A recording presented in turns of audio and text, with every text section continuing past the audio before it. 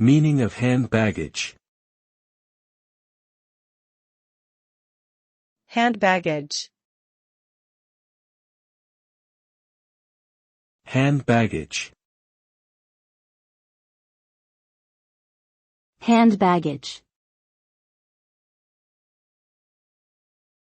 Hand baggage. Hand baggage refers to the luggage or items that a passenger is allowed to carry on board an airplane, train, or bus and keep with themselves during the journey. It typically includes personal belongings such as wallets, purses, laptops, tablets, and small suitcases. The size and weight restrictions for hand baggage can vary on different modes of transport and airlines. It is important for passengers to adhere to these restrictions to ensure smooth and safe travel.